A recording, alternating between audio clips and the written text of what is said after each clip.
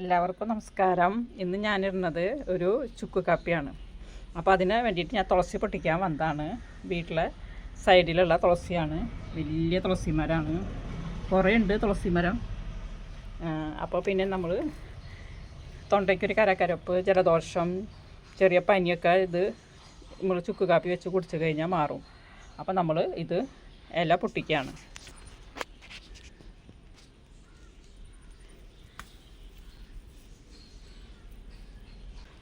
അപ്പം നമ്മൾ കുറച്ച് ഇല ചുക്ക് കാപ്പി വെക്കാനും, പിന്നെ കുറച്ച് ഇല നമ്മൾ ആവി പിടിക്കാൻ വെള്ളം വയ്ക്കൂലേ, ആവി പിടിക്കാൻ വെള്ളം വയ്ക്കുമ്പോൾ നമ്മൾ അതിലിട്ടിട്ട് ആവി പിടിക്കുക. അപ്പം നമ്മളെ കഫക്കെട്ടൊക്കെ നന്നായി കുറഞ്ഞ് കിട്ടും. നമ്മളെ ചുക്ക് കാപ്പി ഉണ്ടാക്കാനായിട്ട് നമ്മൾ വെള്ളം അടുപ്പത്ത് വെച്ചിട്ടുണ്ട്. ഇൻഡക്ഷൻ കുക്കറിലാണ് വെള്ളം വെച്ചിരിക്കുന്നത്. ഇപ്പോൾ 2 ആൾക്ക് കുടിക്കാനാണ്. അപ്പം നമ്മൾ അതിലേക്ക് ചുക്ക്, കുരുമുളക്, ജീരകം പൊടിച്ചത് ഇട്ട് കൊടുക്കുകയാണ്.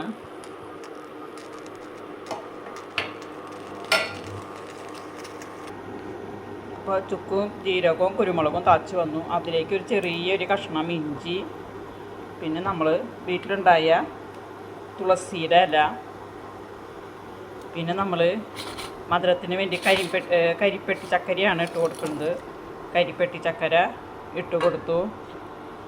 ഇനി നമുക്ക് അതിലേക്ക് കാപ്പിപ്പൊടി, ബ്രൂവിൻ്റെ കാപ്പിപ്പൊടിയാണ് ഇട്ട് കൊടുക്കുന്നത്.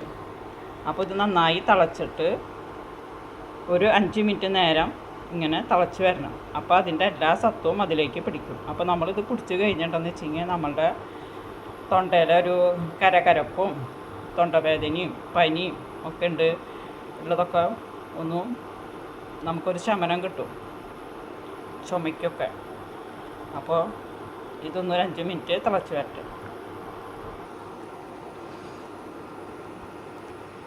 അപ്പോൾ നന്നായി വെട്ടി തിളച്ച് വരുന്നുണ്ട്.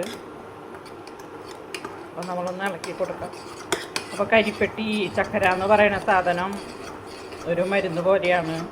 അപ്പോൾ അത് കഴിച്ചാൽ തന്നെ നമ്മളെ പനി പമ്പ കിടക്കുമെന്ന് പറയാം. അങ്ങനെ നമ്മുടെ ചുക്ക് കാപ്പി റെഡി ആയിട്ടുണ്ട്. നമുക്ക് തീ ഓഫാക്കാം. ഇനി അത് അരിച്ചെടുക്കാം.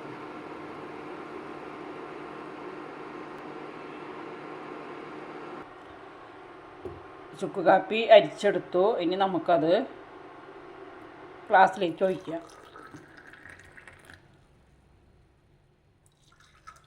ഇത് കുടിച്ചാൽ തന്നെ നമുക്ക് നമ്മളെ പനിയൊക്കെ പമ്പ കിടക്കും.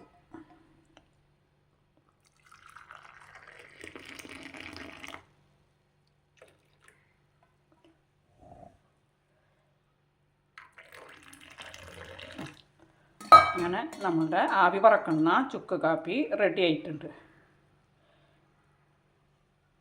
നല്ല ചൂടാണ്. നമുക്കൊന്ന് കഴിച്ച് നോക്കാം. Hi hi,